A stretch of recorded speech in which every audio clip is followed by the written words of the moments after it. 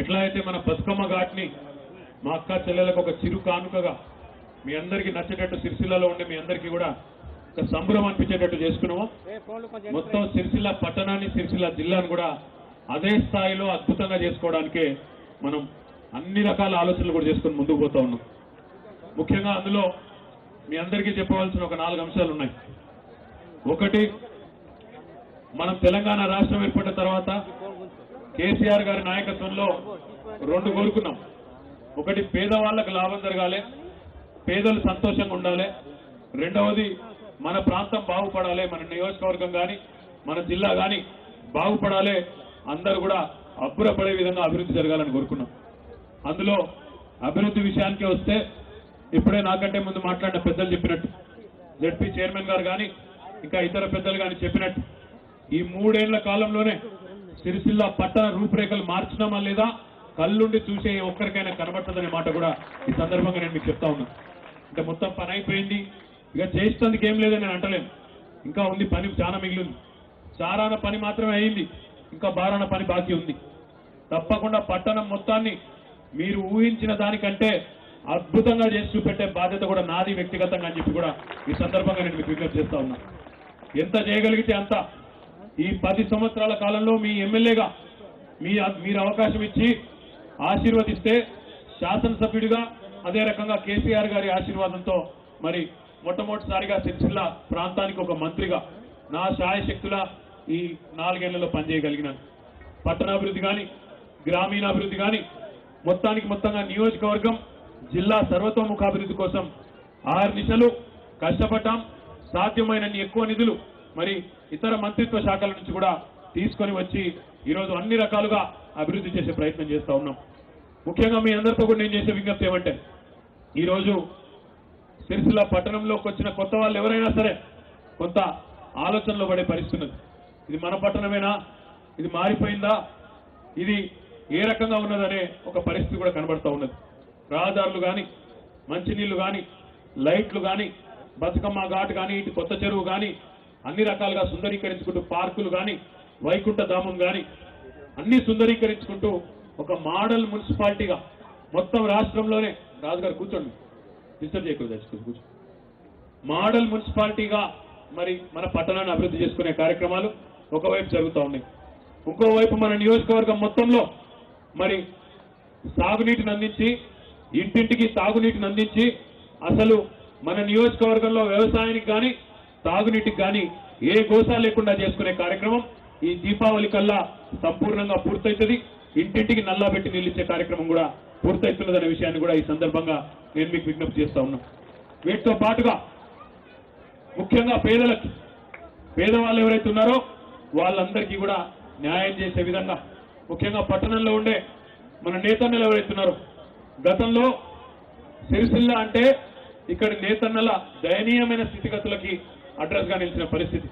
కానీ ఈరోజు కేసీఆర్ గారి దయతో, వారి ఆశీర్వాదంతో, ప్రభుత్వ సంకల్పంతో, మీరు నాకు ఇచ్చిన అవకాశంతో చరిత్రను తిరగరాస్తూ బతుకమ్మ చీరల ఆర్డర్లు కానీ, అదే రకంగా రాజీవ్ విద్యా మిషన్ ద్వారా వచ్చిన స్కూల్ యూనిఫామ్ల ఆర్డర్లు కానీ, వీటన్నిటి వల్ల చరిత్రలో ఎన్నడూ లేని విధంగా 7-8 వేలు నెలకు సంపాదించిన నేతన్న ఈరోజు గర్వంగా చెప్పుకోవచ్చు 16 నుంచి 20 వేలు సంపాదించే పరిస్థితి వచ్చిందంటే, సంవత్సరానికి 9 నుంచి 10 నెలలు ఉపాధి ప్రభుత్వ ఆర్డర్ల ద్వారానే దొరుకుతా ఉన్నదంటే ఇది కేసీఆర్ గారి ప్రభుత్వం చేసిన మంచి పనా కాదా మీరు ఆలోచించాలని చెప్పి నేను కోరుతా ఉన్నా.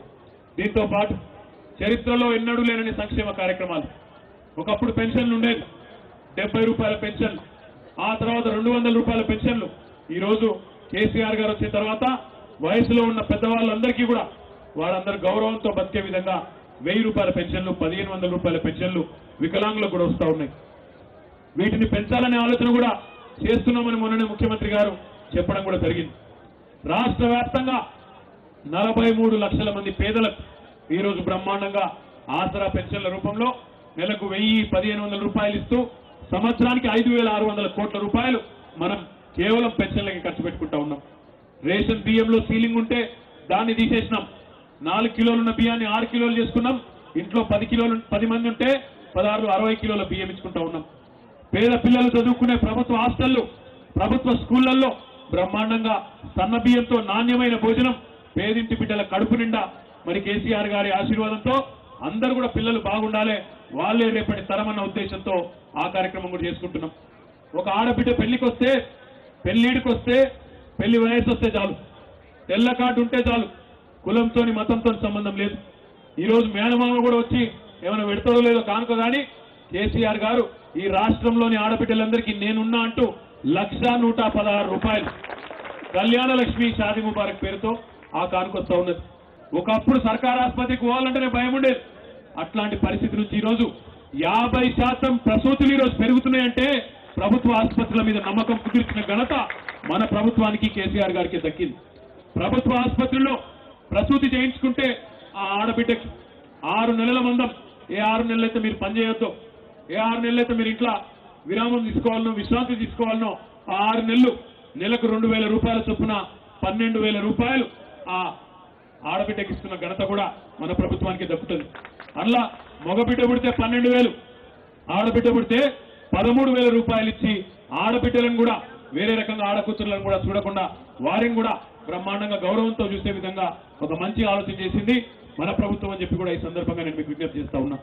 దాంతో పాటు కేసీఆర్ కిట్టు 2,000 రూపాయలు విలువ చేసే అన్ని వస్తువులు పెద్ద పెద్ద సంపన్నుల కుటుంబాల్లో, ధనవంతుల కుటుంబాల్లో పిల్లలు పుడితే ఏ జాన్సన్ అండ్ జాన్సన్ కంపెనీ సబ్బులు ఆయిల్ వాడతారో అవన్నీ కూడా ఇళ్ళనే పెట్టి మరి ఆ తల్లి బిడ్డ క్షేమంగా ఉండాలనే ఉద్దేశంతో బ్రహ్మాండమైన కేసీఆర్ కిట్ లాంటి కార్యక్రమాన్ని తీసుకొచ్చిన ఘనత కూడా మన ముఖ్యమంత్రి గారికి దక్కింది. ఇవి మాత్రమే కాదు, చెప్పుకుంటూ పోతే సంక్షేమ కార్యక్రమాలు, 100 పథకాలు, ప్రైవేట్ రంగంలో పనిచేసే డ్రైవర్లకు, ఆటోలు నడుపుకునే అన్నదమ్ములకి రవాణా పన్ను మాఫీ చేయడం, ప్రైవేట్ రంగంలో పనిచేసే డ్రైవర్లకి బ్రహ్మాండంగా ఈరోజు బీమా సౌకర్యం, రైతులందరికీ రాష్ట్ర వ్యాప్తంగా రైతు బంధు లాంటి కార్యక్రమం, ఎకరానికి 8,000 రూపాయలు పెట్టుబడిచ్చే కార్యక్రమం, ఇన్ని కార్యక్రమాలు. గుంటెడు భూమి ఉంటే కూడా రైతు బీమా, ఆ రైతు చనిపోతే 5 లక్షల బీమా, 5 లక్షల రూపాయలు వెంటనే 4-5 రోజుల్లోనే ఆ కుటుంబానికి ఇచ్చే విధంగా కార్యక్రమాలు. ఒకప్పుడు ఎండాకాలం వచ్చిందంటే కరెంట్ ఉండని పరిస్థితి, అట్లాంటిది ఇప్పుడు ఎండాకాలం వచ్చినా ఏ కాలమైనా బ్రహ్మాండంగా 24 గంటల కరెంట్ ఇచ్చిన ఘనత కూడా కేసీఆర్ గారి ప్రభుత్వానికి దక్కిందనే విషయం కూడా మీకు తెలియజేస్తా ఉన్నాం. ఇవి సరిపోవు, ఇంకా చేయాల్సిన పని చాలా ఉంది. మాకు కూడా ఇంకా చేయాలని ఆరాటం చాలా ఉంది. ఎవరు ఊహించని విధంగా మేము వాగ్దానం ఇయ్యలేదు, ఎన్నికల్లో చెప్పలేదు. అయినా ఇంటింటికి నల్లా నీళ్ళిచ్చే మిషన్ భగీరథ లాంటి కార్యక్రమం ఎవరు ఊహించని విధంగా, ఎవరు కళలో కూడా అనుకోని విధంగా సిరిసిల్లాను జిల్లా కేంద్రం చేసిన ఘనత కూడా మన ముఖ్యమంత్రి కేసీఆర్ గారికి దక్కిందన్న విషయం కూడా మీకు తెలియజేస్తా ఉన్నా.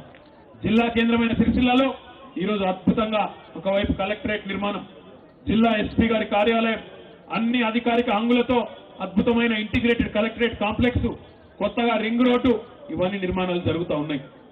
రాబోయే 3 ఏళ్లలో మళ్ళీ మీ ఆశీర్వాదం ఉంటే, మీరు మళ్ళీ గెలిపిస్తే నేను మీ అందరికీ మాటిస్తా ఉన్నా, రాబోయే 3 ఏళ్లలోనే సిరిసిల్లాకు రైలును తీసుకొచ్చే బాధ్యత కూడా నాదని చెప్పి కూడా ఈ సందర్భంగా నేను విజ్ఞప్తి చేస్తా ఉన్నా.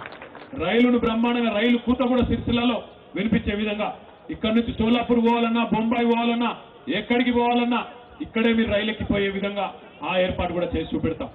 అది మాత్రమే సరిపోదు, మీ ఆశీర్వాదంతో నేను ఈరోజు శాసనసభ్యుడిగా ఉన్నా. నేను ఈరోజు చెప్పలేదు, మొదటిసారి మీరు గెలిపించినప్పుడే 2009లో చెప్పిన. నాకు జన్మనిచ్చింది మా కన్న తల్లి కావచ్చు, కానీ రాజకీయంగా జన్మనిచ్చింది ఈ గడ్డ సిరిసిల్ల. తప్పకుండా మీ రుణం తీసుకుంటా అని చెప్పినట్టుగానే కొంత పని చేయగలిగిన. ఈ 4 ఏళ్ల కాలంలోనే 1,000 కోట్ల రూపాయలతో సాగునీరు కానీ, తాగునీరు కానీ, అదే రకంగా మన పట్టణంలో ఉన్న నేతన్నల కోసం వారికి అండగా నిలబడేదానికి అపారల్ పార్కు లాంటి కార్యక్రమం కానీ, వర్కర్ టు ఓనర్ అనే కార్యక్రమం కానీ, ఇవన్నిటికీ శ్రీకారం చుట్టాం. రహదారులు పెద్ద ఎత్తున వేసుకుంటా ఉన్నాం. మున్సిపాలిటీలో బ్రహ్మాండమైన కార్యక్రమాలు, తొందరలోనే కొత్త చెరువు కూడా కొత్త అందాలతో మీ అందరికీ తొందరలోనే పరిచయం కాబోతా ఉన్నది. అద్భుతంగా ఆ కార్యక్రమాలు చేసుకుంటా ఉన్నాం. మిటిమానే వెనకాల ఒక అద్భుతమైన కరకట్ట కూడా కట్టి దాన్ని కూడా మీ అందరికీ ఆహ్లాదాన్ని పంచే విధంగా, పట్టణానికి 4 వైపులా నీళ్లుండే విధంగా ఆ కార్యక్రమం కూడా చేస్తా ఉన్నాం. దాంతో పాటు ఈ పట్టణం రూపురేఖలన్నీ మారిపోయే విధంగా అపారల్ పార్కులో దాదాపుగా ఇక్కడుండే అక్కా చెల్లెలు, పట్టణంలో ఉండే అక్కా చెల్లెలు, మీరు భవిష్యత్తులో బీడీలు చుట్టే అవసరం లేకుండా, బీడీలు చుట్టుకొని ఆరోగ్య సమస్యలు తెచ్చుకునే అవసరం లేకుండా అపారల్ పార్కులో 10,000 మంది మహిళలకు శిక్షణ ఇప్పించి అందులో నెలకు 10-12,000 రూపాయలు మీకు మరి మీకే జీతం వచ్చే విధంగా పెట్టించే బాధ్యత కూడా నాది అని చెప్పి నేను మీకు విజ్ఞప్తి చేస్తా ఉన్నా. అపారల్ పార్క్ పనులు నడుస్తూ ఉన్నాయి. తొందరలోనే పార్క్ కూడా ప్రారంభం అవుతుంది. మరి మీ అందరికీ ప్రత్యేకమైన శిక్షణ ఇచ్చి ప్రత్యేకంగా మీ అందరికీ కూడా ఏమేమి మెలకువలు నేర్పించాలో నేర్పించి నైపుణ్యాన్ని కూడా అందించి మీ అందరికీ అందులోనే బ్రహ్మాండమైన అవకాశాలు కూడా కల్పించే బాధ్యత నాది. బీడీ కార్మికురాలైన అక్క చెల్లెల గురించి గతంలో ఏ ప్రభుత్వం ఆలోచించలేదు. ఒంటరి మహిళల గురించి ఏ ప్రభుత్వం ఆలోచించలేదు. అంగన్వాడీ వర్కర్ల గురించి ఏ ప్రభుత్వం ఆలోచించలేదు. ఆశా వర్కర్ల గురించి ఏ ప్రభుత్వం ఆలోచించలేదు. అక్క చెల్లెల మీద ఈ ముఖ్యమంత్రి గారికి ఉండే అభిమానం, ఈ ముఖ్యమంత్రి గారికి ఉండే వాత్సల్యంతో వారు అందరికీ కూడా ఎవరెవరైతే కష్టం చేస్తూ బతుకుతూ ఉన్నారో పెంచగలిగిన కాడ జీతాలు పెంచినారు, పెన్షన్లు ఇవ్వగలిగిన కాడ పెన్షన్లు ఇచ్చినారు.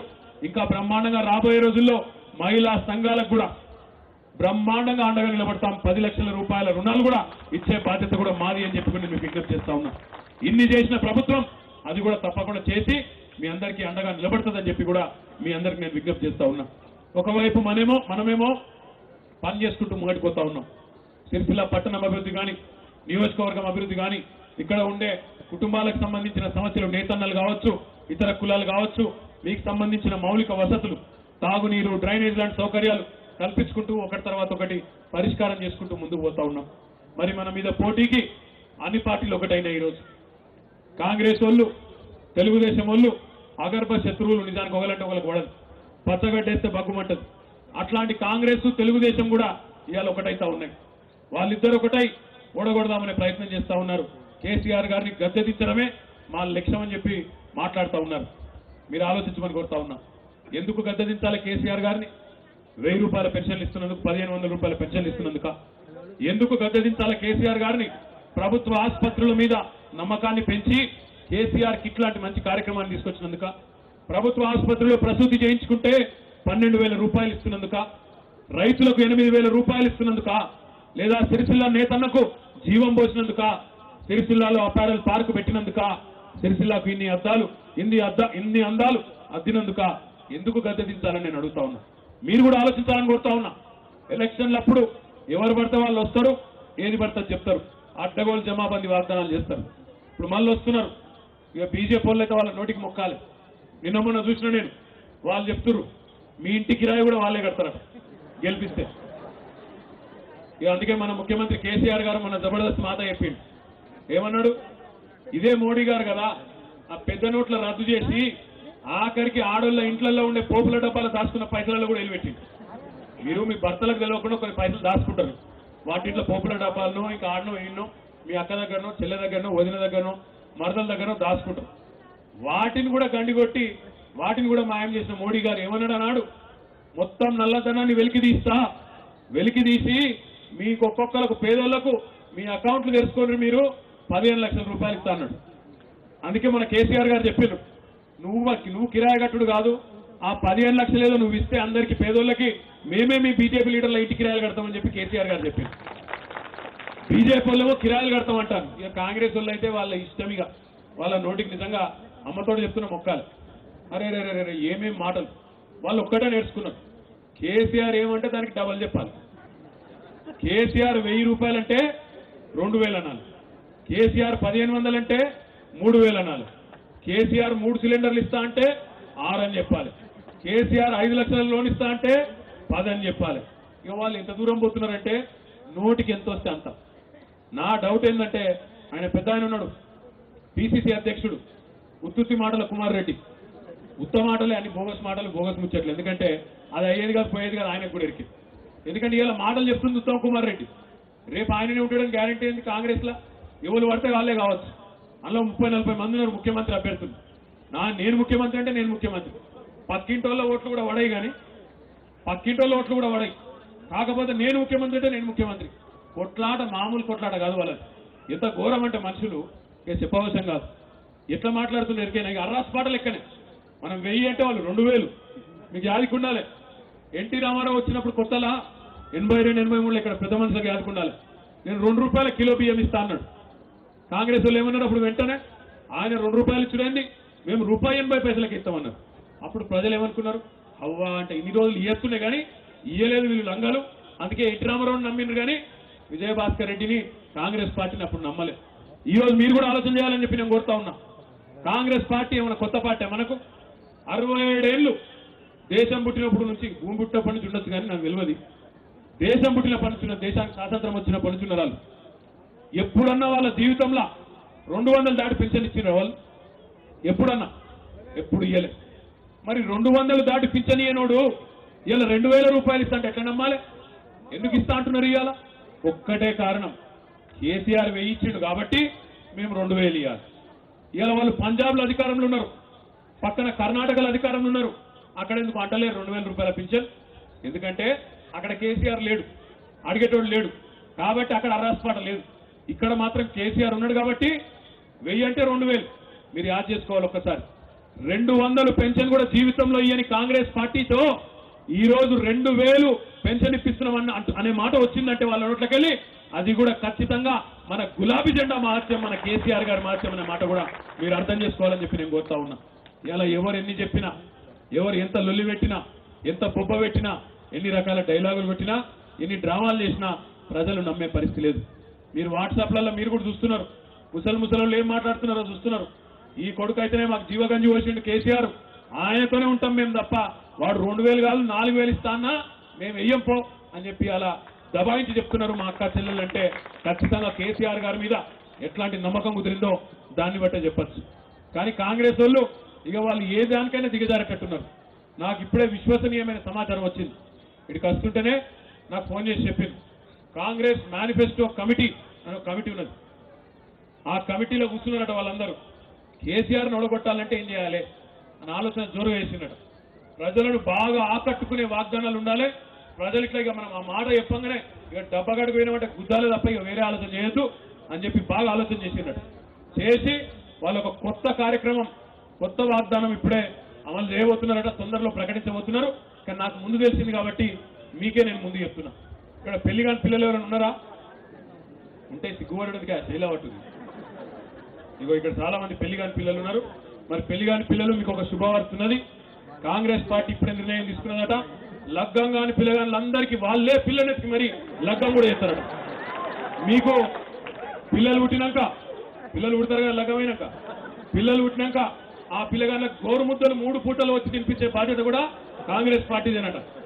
ఆఖరికి మీరు ఇండ్లలో బిజీగా ఉంటే, అక్క చెల్లెలకి మాట వేసుకుంటా బిజీగా ఉంటే ఆ పిల్లగాళ్ళకు డైపర్ మార్చే బాధ్యత కూడా కాంగ్రెస్ పార్టీ తీసుకుంటారు. ఎక్కువ మాటలంటే ఇవాళ వాళ్ళు అంటున్నారు 2 లక్షల రుణం మాఫీ ఇస్తారట. నాకు డౌట్ వచ్చింది, నిజంగా 2 లక్షల రుణం ఉన్న రైతులు ఎంతమంది ఉన్నారు తెలంగాణలో అని చెప్పి నేను కూడా లెక్కలు తీపించాను. 1% కూడా లేదు. 10 ఎకరాలు ఉన్న ఆసామి కూడా తెలంగాణలో 1 లక్షకు మించి లోన్ రాదు. ఇక మరి 2 లక్షలు ఉన్నదేవానికి నువ్వు మాఫీ చేసేది ఎక్కడిది? ఎవరికి మాఫీ చేస్తావు? ఏం కథలు చెప్తుంది అంటే వాళ్ళకి ఆ మాత్రం సోయి కూడా లేదు. మళ్ళీ ఒక్కొక్కరు చూస్తేనేమో 6 అడుగులు ఉంటారు, వేతో ఉంటారు, డైలాగులేమో జోరు కొడతారు. గా మాత్రం సోయి కూడా లేదు. ఇప్పుడే మా ప్రవీణ్ అనే చెప్తుంది, ఒక ఆయన అంటాడు కేసీఆర్ను గద్దె దించేదాకా నేను గడ్డం కూడా తీయ అంటాడు. నువ్వు గడ్డం తీయకపోతే ఎవరికి బాధ? నువ్వు గడ్డం పెంచుకో, సన్నాసులలో కలిసిపో, మోకాళ్ళ దాకా పెంచుకో, మాకేం బాధ? ఉంటే గింటే నీ మంగళానికి బాధ ఉంటుంది. అయ్యో బిజినెస్ వాయే కదా, ఎవరికి బాధ ఉంటుంది? అయినా నాకు నిలవక అడుగుతా, గడ్డం పెంచుకున్న ప్రతి ఒక్కడు గబ్బర్ సింగేనేగా, ప్రతి ఒక్కడు నేను పవన్ కళ్యాణ్ పోజులు కొడితే ఎట్లయితే నడవదుగా. అందుకే ఆలోచించవలసిన అవసరం ఉంది. గడ్డాలు పెంచుతాం, ఎవరిని బెదిరిస్తున్నావు? గడ్డం పెంచుతాను. నువ్వు గడ్డం పెంచుకుంటే ఏం చేసుకుంటే. ఇంకొక ఆయన అంటాడు, మీరు ఎందుకు భయపడుతున్నారు కేసీఆర్, మేము కలిస్తే అట. ఏంది మీరు కలిస్తే ఏంది నాకు అర్థం కాదు. జోగి రాసుకుంటే బూడిద రాలింది. ఇప్పుడు వచ్చేటప్పుడు ఇక్కడ నేను రాంగ సారంపల్లి కాడ ఆయన వాళ్ళు చూడలే కానీ నేను విన్నా. ఒక ఆయన ఎల్లయ్య ఉన్నాడు, ఇంకో ఆయన మల్లయ్య ఉన్నాడు, 2 రైతులు సారంపల్లి వాళ్ళు. వాళ్ళకి నేను చెప్పినా అని చెప్పకూరి మళ్ళా నన్ను తిరుగుతారు. వాళ్ళిద్దరు ఆడ కూర్చొని ముచ్చట పెట్టుకుంటే నేను వెనకకెళ్ళి మెల్లగా విన్నా. ఎల్లయ్యకేమో ఎడ్లు లేవు, మల్లయ్యకేమో బండి లేదు. కానీ ఇద్దరు ఏం మాట్లాడుకుంటారు ఎరికేనా? అరే ఎల్లా మనం రేపు తెల్లారే వరకు బొల్లారం పోవాలరా, సిరిసిల్లకి వెళ్ళి బయలుదేరి ఈయన అంటాడు. రైట్ బొల్లారం ఏంద్రా, మనం దాటి సికింద్రాబాద్ అవతలికి అటు మీదికెళ్ళి బొంబాయి దాకా పోవాలని మల్లయ్య చెప్తాడు. ఎల్లయ్యకి ఎడ్లు లేవు, మల్లయ్యకి బండి లేదు, కానీ ఇద్దరు కలిసి తెల్లారే వరకు బొల్లారం పోదామని బయలుదేరినాడు. అట్లనే కాంగ్రెస్ వాళ్ళకి క్యాడర్ లేదు, టీడీపీకి లీడర్ లేడు, ఇద్దరు కలిసి బయలుదేరి కొట్టేస్తాం, గుద్దేస్తాం, కుమ్మేస్తాం, మీకు పొంద అవుతుంది. జోగి రాసుకుంటే బూడిద రాలుతుంది తప్ప ఏం అయ్యేది లేదు, పోయేది లేదు. ఇద్దరు అవుట్. కానీ నరకుడు మాత్రం ఎట్లా నరుకుతున్నారంటే అబ్బా దించేస్తాం, కొట్టేస్తాం, గుద్దేస్తాం. డబ్బాలు తెరిచిన రోజు ఎవరు బాగోతాలు ఏందో అందరి బయటపడతాయి. ఈ డైలాగులు కొట్టే వీరులు శూరులు అందరి కథ కూడా బయటపడుతుంది. మీ అందరితో నేను కోరేది ఒకటి, నా సాయశక్తుల మీ ఆశీర్వాదంతో గెలిచిన శాసనసభ్యుడిగా, మీ ఆశీర్వాదంతో గెలిచిన మీ సోదరుడిగా నా ప్రయత్నం నేను చేసిన. ఈ 9.5 ఏళ్లలో ఒక శాసనసభ్యుడిగా, ఈ 4 ఏళ్లలో ఒక మంత్రిగా సిరిసిల్లకు నేను ఏం చేసిన అనేది మీ కళ్ళ ముంగట్నే ఉన్నది. ఇంటింటికి నీళ్లు తొందరలోనే రాబోతా ఉన్నాయి. బ్రహ్మాండంగా సాగునీరు కూడా ఈ డిసెంబర్ మాసం లోపలనే రాబోతా ఉంది. మీకు నా మీద విశ్వాసం ఉంటే, నేను పని చేస్తా, ఇంకా బాగా చేయగలుగుతాడు, మాకు అవకాశం ఇస్తే అనుకుంటే మళ్ళా ఓట్లేసి గెలిపియండి. ఇప్పటిదాకా చేసిన దానికంటే 10 రెట్లు ఎక్కువ అభివృద్ధి చేసే బాధ్యత కూడా నాది అని చెప్పి మీకు తెలియజేస్తా ఉన్నా. నేనే చెప్తున్నా, చారాన పని అయింది, ఇంకా నేను అనుకున్న దానిలో భారాన మిగిలింది. దీనికే కొంతమంది కాంగ్రెస్ వాళ్ళు అవిసిపోతాను, అయ్యో ఇట్లనా, వాళ్ళకి మాట్లాడతలేదు. ఒక ఆయన నిన్నయాల తిరుగుతున్నాడు ఇక్కడ, వాళ్ళు ఏం మాట్లాడతారు కాంగ్రెస్ వాళ్ళు? ఇసుక స్మగ్లింగ్ అట. ఒక్కసారి మీకు ఆ విషయం కూడా చెప్పాలి. 2004 నుంచి 2014 వరకు 10 సంవత్సరాల పాటు కాంగ్రెస్ పార్టీ మనకంటే ముందు అధికారంలో ఉన్నది. అధికారంలో ఉంటే ఇసుక అనేది జాతీయ సంపద, జాతి సంపద, ఒక వ్యక్తికో లేకపోతే ఒక పార్టీకో సంబంధించింది కాదు. జాతి సంపద, ప్రజలకు ఆదాయం రావాలి. 2004 నుంచి 2014 వరకు 10 సంవత్సరాలు కాంగ్రెస్ పార్టీ అధికారంలో ఉన్నప్పుడు ఇసుక మీద రాష్ట్ర ప్రభుత్వానికి వచ్చిన ఆదాయం ఎంతో ఎరికేనా? కేవలం 39,40,00,000 రూపాయలు. అంటే 40 కోట్లు కూడా దాటలే. సంవత్సరానికి 4 కోట్లు కూడా రాలే మనకంటే ముందున్న కాంగ్రెస్ ప్రభుత్వం. మరి ఎవరు తిన్నారు ఆ పైసలన్నీ? నాకంటే బాగా మీకే ఎరుక. మన ప్రభుత్వం వచ్చింది 2014లో, ఇప్పుడు మనం 2018లో ఉన్నాం. ఈ 4 సంవత్సరాల్లో ఇసుక మీద రాష్ట్ర ప్రభుత్వానికి వచ్చిన ఆదాయం ఎంతో ఎరికేనా? 2,000 కోట్ల రూపాయలు. అంటే వాళ్ళు సంవత్సరానికి 4 కోట్ల రూపాయలు వాళ్ళ హయాంలో ఇసుక మీద పైసలు ప్రభుత్వానికి వస్తే, మన హయాంలో సంవత్సరానికి 500 కోట్ల రూపాయలు వస్తే, మరి మిగతా 496 కోట్లు ఎక్కడ పోయినాయి అన్నాడు? ఎవరి జేబులలో పోయినాయి? ఎవరది ఇసుక మాఫియా, ఎవరు ఇసుక స్మగ్లర్లు? ఈ దుర్మార్గులు కాంగ్రెస్ నాయకులు ఎక్కడికక్కడ పలారం బుక్కినట్టు ఇసుకను కూడా మింగి ఇసుకాసురుల మాదిరిగా తయారై సిగ్గు లేకుండా ఇవాళ కొంతమంది ఇక్కడ మాట్లాడుతూ ఉన్నారు. సిగ్గుండలా మాట్లాడడానికి. ఎవరి హయాంలో ఏం జరిగిందో బహిరంగంగా చెప్తా ఉన్నా. 10 ఏళ్లలో మీరు సంపాదించింది ఇసుక మీద 40 కోట్లు, సంవత్సరానికి 4 కోట్లు. మన ప్రభుత్వంలో 4 ఏళ్లలోనే 2,000 కోట్లు, సంవత్సరానికి 500 కోట్లు. మరి ఎవరు ఇసుక స్మగ్లర్లు, ఎవరు ఇసుక మాఫియా? దీన్ని బట్టి మీరే నిర్ణయం చేయాలని చెప్పి కూడా నేను కోరుతా ఉన్నా. ఇది మాత్రమే కాదు, చిల్లర మల్లర మాటలు మాట్లాడడానికి ఏం లేదు. అభివృద్ధి మీద ఏది పడుతుంది నోటికి వచ్చినట్టు మాట్లాడుతూ ఉన్నారు. ఇట్లాంటి వాళ్లకు బుద్ధి చెప్పాలంటే వేరే వాళ్ళ మీద వాడు కరవాల్సిన అవసరం లేదు, కొట్టాల్సిన అవసరం లేదు. ఒక్కటే ఒక్క మందు ప్రజాస్వామ్యంలో కుక్క కాటుకు చెప్పు దెబ్బ అన్నట్టు కాంగ్రెస్ పార్టీకి మీ ఓటుతో బుద్ధి చెప్పండి, ఇసిరి కొట్టండి బంగాళాఖాతంలోకి అని చెప్పి నేను మీకు విజ్ఞప్తి చేస్తా ఉన్నా. ఎందుకంటే దుర్మార్గమైన మాటలు, పని చేసే వాళ్ళ మనసు నొచ్చుకునే విధంగా, నారాజు అయ్యేటట్టు, వాళ్ళు కూడా ఊకునేటట్టు వాళ్ళు చేయరు, ఇంకోళ్ళు చేయనీయకుండా ఇలా అడ్డగోలు జమాబందీ వ్యవహారం ఏదైతే జరుగుతూ ఉందో దీనికి అడ్డుకట్ట వేయాలంటే 100కు 100% మీరే సరైన న్యాయం చెప్పాలి. అందుకే మీ దగ్గరకు వచ్చినాం. కోర్టులో పోయి చికాకులు పెడతారు, మాట్లాడితే కోర్టుకు పోతారు. కోర్టుకు పోవుడు తప్పు కాదు. అన్యాయం జరిగినప్పుడు ఎవరైనా కోర్టుకు పోవాలి. ఇప్పుడు మా అమ్మగారు ఊరు కొదురుపాక మునిగిపోయింది మిటిమానేరులో. మా నాయనమ్మ ఊరు పోసాన్పల్లె అప్పర్ మానేరులో మునిగిపోయింది. అటు మా అమ్మగారి తరపు పోయింది ఊరు, ఇటు మా నాయన తరపు కూడా ఊరు పోయింది. అప్పర్ మానేరులో ఒక ఊరు పోయింది, మిటిమానేరులో ఇంకో ఊరు పోయింది. ఊరు మునిగినప్పుడు, భూములు పోయినప్పుడు ఎవరైనా కూడా బాధ ఉంటుంది. బాధ ఉన్నప్పుడు సహజంగా కోర్టుకు పోతారు. పోయి మాకు ఈ భూమికి తక్కువ ధర ఇస్తున్నారు, ఎక్కువ ఇవ్వమని అడుగుతారు. తప్పేం లేదు, కోర్టు ఎట్లా చెప్తే అట్లా. కానీ వీళ్ళు ఎట్లాంటి వాళ్ళు? కాంగ్రెస్ వాళ్ళు.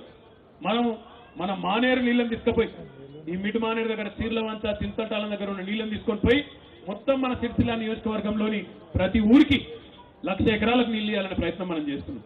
దానికి వ్యతిరేకంగా కోర్టుకు పోయింది. కోర్టుకు ఏమని పోయింది? ఉత్తరానే పోలే. చచ్చిపోయిన వాళ్ళ పేర్లు రాసి దొంగ వేలుముద్రలు వేసి దాన్ని తీసుకొని పోయి కోర్టుకు పోయింది. ఎవడన్నా ప్రపంచంలో ఇద్దరు చేస్తారా ఈ పని? చచ్చిపోయిన వాళ్ళ పేర్ల మీద దొంగ వేలుముద్రలు వేసి కోర్టుకు పోతారా? ఇంతకంటే జూటా పని ఇంకోటి, ఇంతకంటే చిల్లర పని ఇంకోటి ఉంటుందా? ప్రాజెక్ట్ ఆపాలి. వాళ్ళ భయం ఏంటంటే ఒకటే, ఇటు ఎకరానికి ప్రతి పొలానికి తాగునీరిచ్చి ఇంటింటికి తాగునీరు ఇచ్చినాక మా కిందికి నీళ్ళు వస్తాయి, ఇక మాకు రాజకీయం ఉండదు, మాకు పదవులు రావు, మన్ను రావు అని చెప్పి వాళ్ళ భయం. ఆ భయంతోనే ఇన్ని రోజులు వాళ్ళు చేయలేదు. ఇవాళ మనం చేసే ప్రయత్నం చేస్తుంటే 1 కాదు 2 కాదు 200 కేసులు ఇవాళ కోర్టులలో వేసినారు.